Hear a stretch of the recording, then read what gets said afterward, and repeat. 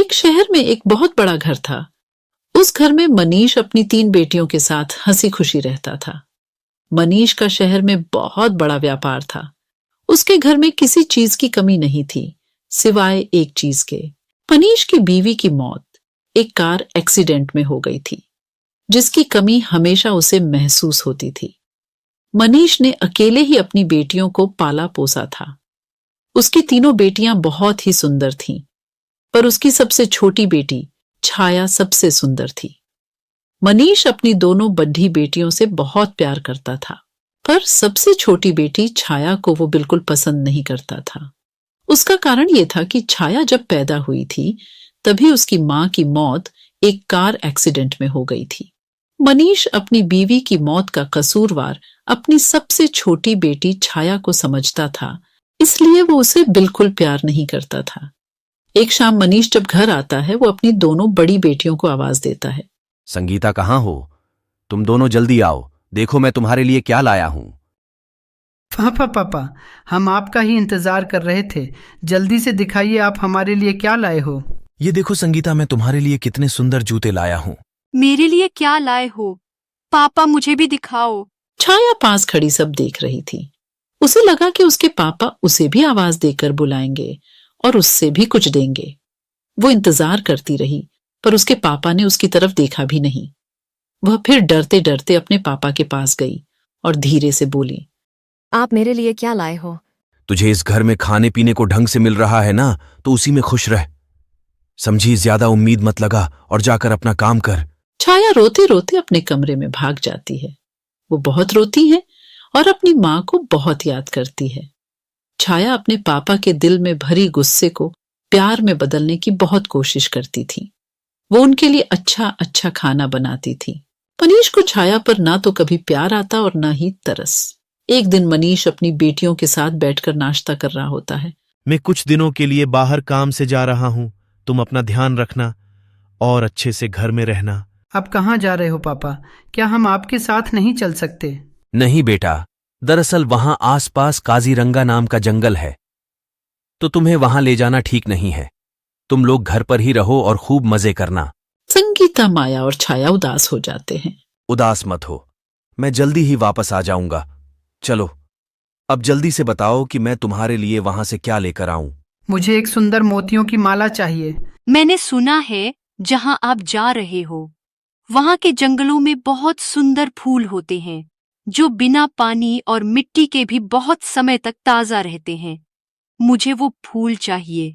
छाया इंतजार कर रही होती है कि उसके पापा उससे भी पूछेंगे, पर ऐसा नहीं होता। सब नाश्ता करके हट जाते हैं और मनीष अपने जाने की तैयारियों में लग जाता है।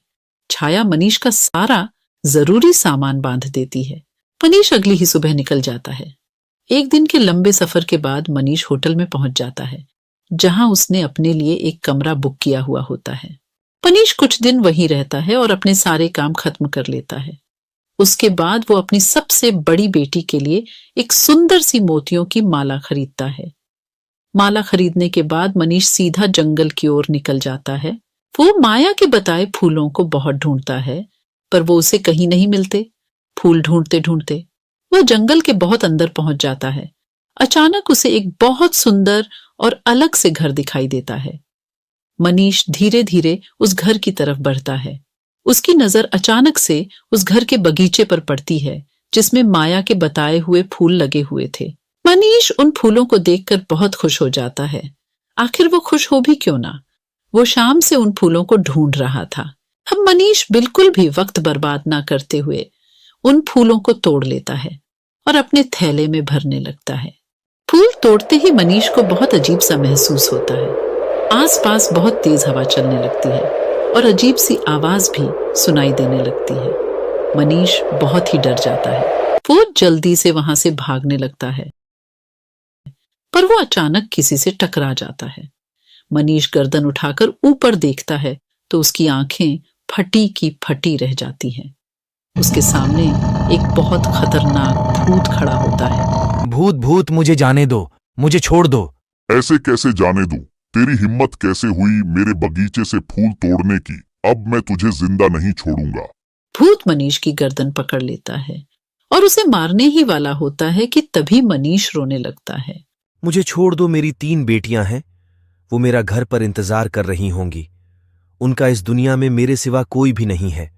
उनकी मां भी बहुत सालों पहले मर गई। तू मुझे पहले ये बता कि तूने मेरे बगीचे से फूल क्यों तोड़े? मेरा बगीचा और उसमें लगे फूल मुझे जान से भी ज्यादा प्यारे हैं। मुझे माफ कर दो, मुझे नहीं पता था, मुझसे बहुत बड़ी गलती हो गई। दरअसल मेरी बेटी ने इन फूलों का जिक्र किया था और उसी ने इन फूलों को लाने के लिए बोला था। कहाँ है तेरी बेटी? क्या नाम है उसका? मैं उसे जिंदा नहीं छोड़ूंगा। अब मुझे अपनी बेटी को लाकर दें, वरना मैं तेरी जान ले लूंगा।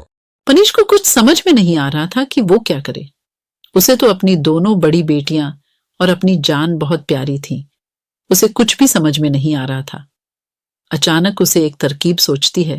वो सोचता है, क्यों न माया की जगह छाया का नाम इस भूत को बता दिया जाए, ताकि वो भूत माया की जगह छाया को खा जाए और हमेशा के लिए छाया की जिम्मेदारी मेरे सर से दूर हो जाए। मनीष माया की जगह छाया का नाम उस भूत को बता देता है। जल्द से जल्द छाया को मेरे पास लेकर आ, वरना मैं तुझे जान से मार दूंगा। मुझे बस कल तक की मोहलत दो, मैं छाया को लेकर यहां आऊंगा। अगर तूने कोई भी चालाकी की तो ये अंगूठी तेरी जान ले लेगी, इसलिए बिना सोचे अपनी छाया को मेरे पास लेकर आ। मनीष जल्दी से अपने घर जाता है। संगीता, माया और छाया यहां आओ। तीनों दौड़ती हुई मनीष के पास आती है।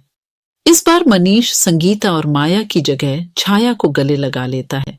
दरअसल ये सब उसकी चाल थी, ताकि वो छाया को बहला फुसलाकर उस जंगल में ले जाकर उस जंगल में छोड़ सके। छाया बहुत खुश हो जाती है। उसके पापा ने उसे पहली बार गले लगाया होता है। बेटी छाया, तुम्हें मेरे साथ अभी कहीं चलना होगा। कहाँ पापा? वो मैं तुम्हें अभी नहीं बता सकता। छाया बिना कोई सवाल के अपने पापा के साथ चल पड़ती है। छाया पूरे रास्ते सोचती रहती है कि आखिर उसके पापा उसे कहाँ लेकर जा रहे हैं, पर डांट के डर से पूछने की हिम्मत नहीं कर पाती। मनीष छाया को जंगल में लेकर जाता है और छाया भी बिना कोई सवाल किए अपने पापा के साथ चलती रहती है। कुछ देर बाद वो भूत के घर पहुंच जाते हैं। मनीष छाया को उस घर के अंदर ले जाता है। घर के अंदर एक बहुत ही डरावना भूत बैठा होता है। छाया उस भूत को देखकर बुरी तरह चिल्लाने लगती है। बचाओ बचाओ पापा, पापा मुझे ये कहाँ ले आए? मुझे घर जाना है, मुझे बचाओ पापा। अब तुझे यही रहना पड़ेगा, समझी? भूत अपनी अंगूठी मनीष के हाथ से निकाल लेता है। मनीष अपने घर चला जाता है। छाया रोती रह जाती है, पर मनीष एक बार भी उसकी तरफ पलटकर नहीं देखता।